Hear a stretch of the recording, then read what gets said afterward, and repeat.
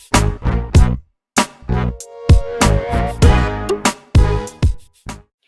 right, we're back for editing number 2. We're going to enhance our skills with Pixlr.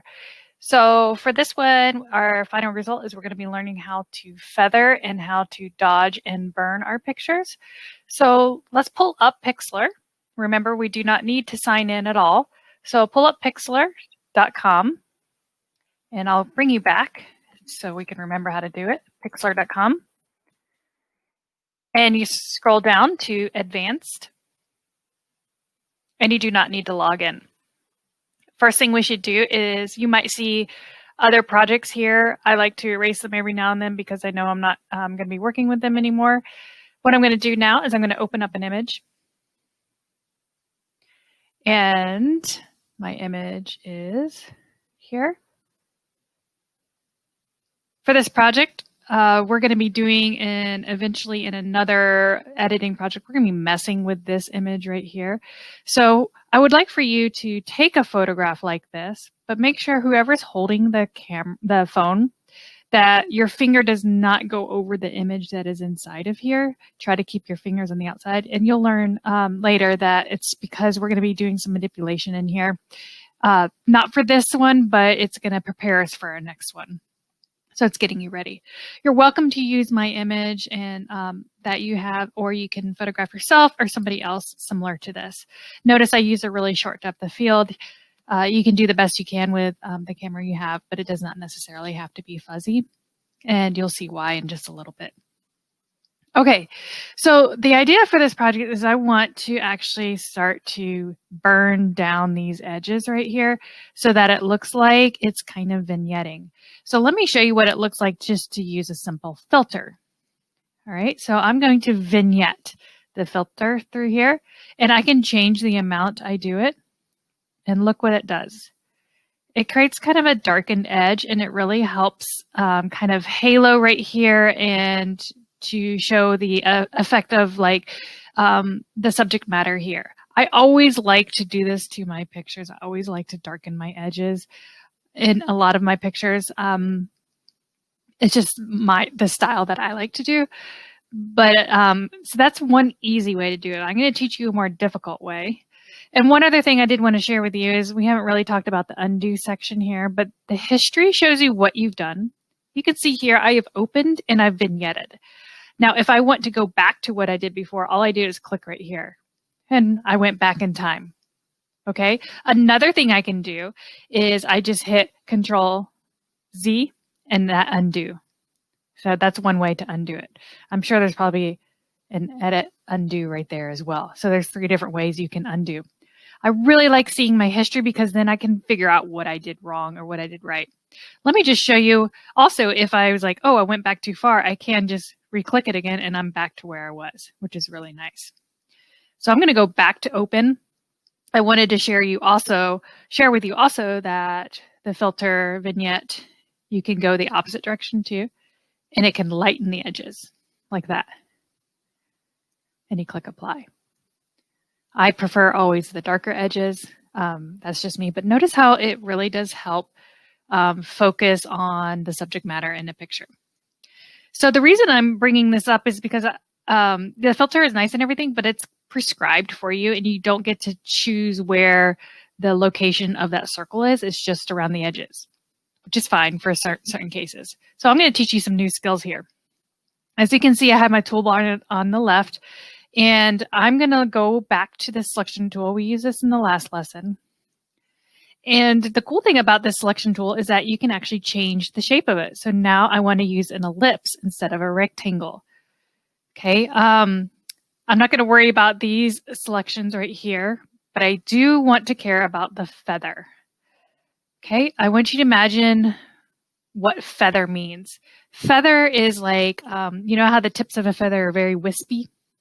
That means when you feather a selection, you are making the edges of that selection very, it's choosing pixels on both sides of the selection to give it a feathered edge. Whereas if we turned this off, it would be just a straight edge.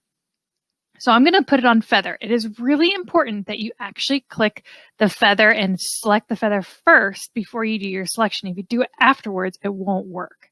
So I've selected ellipse and I've selected 100 feather.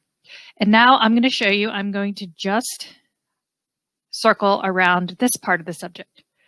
So as you remember with the vignette, it did the picture just around the edges here. I'm going to vignette just the subject, which is towards the left of my picture. This is just for illustrative purposes. I'm not trying to say that this is the best solution for this picture. All right, so I know I want to darken the edges, but I want to leave this alone. I like the way this is looking. So here's what I'm going to do is I am going to select invert. We learned this last time. So now only this area right here is going to be affected. I'm protecting this area, which is really nice. You'll learn that it's a good idea to always use the selection tool when you're editing an area so that you don't accidentally over edit the wrong area. So I'm going to teach you something called the burn and dodge tool. In photography, I end up using this a lot. The cool thing about the burn and dodge tool, I got to remember which one it is. Oh, here it is. As you can see, it's the light and dark right here. Okay, so the dodge tool will lighten areas and the burn tool will burn down the areas. This is a very, these are the terminologies we use when we're in the dark room because you burn more light into the picture to create it darker, or you dodge, you actually use a tool and you dodge the light inside of the dark room. So, okay, I'm using the burn and dodge tool. I have some selection. So as you notice, when you make your choice up here, in Pixlr up here gives you some of the choices that you have. So do I want to lighten this area or do I want to darken this area? I want to darken it. So I choose darken. Do I want to work with the midtones, shadows, or highlights? This is going to be up to your picture and you're going to have to figure out which aspects you need to work on. And the strength. The strength here, 30 is good because you don't want to overdo it. If it's all the way up to 100, it will quickly darken. Look at that. It darkened it way too quick. Okay. So I'm going to undo that. So I think the strength at 30 is a really good spot. So I'm going to keep it there. The brush size. Obviously this brush size is way too small to be effective for what I'm planning to do. So I want it to have nice soft edges and I want it to be large. Let's see what that looks like. Oh yeah, that's really nice. Now notice that my circle goes over into this area, but remember that area will not be affected. Okay, let's work with the midtones and let's see what happens when I click and drag. Look at that. It's starting to darken those areas. Now, the cool thing about the dodge and burn tool is when you go back over, I'm going to click and drag again, it continues to keep burning it down until you get it to the point where you like it. I think the midtones are working nicely. If I want this area to get darker, maybe I need to look at the highlights. See? The highlights will start to burn down. All right. So as you can see, I have just isolated this area.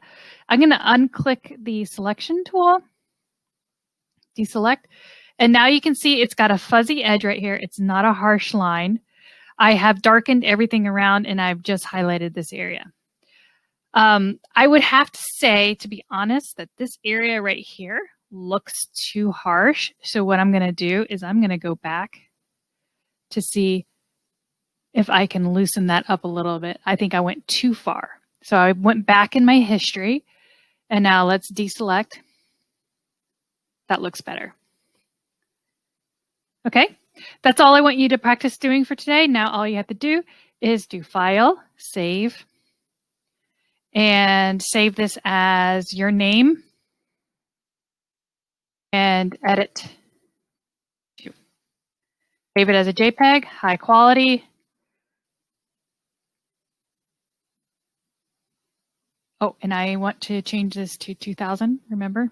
I forgot to do that beforehand, so it's okay to do it now. Actually, let's go back. Let's cancel that. I'm going to go back. I totally forgot to change my image size. Probably should have done that at the beginning. Constrain proportions. 2000. So it's ready for printing. There we go. That looks better. Now, I'm sorry, I am ready to go ahead and save. Now you can see it's got the right proportions there that I like. Let's do that again.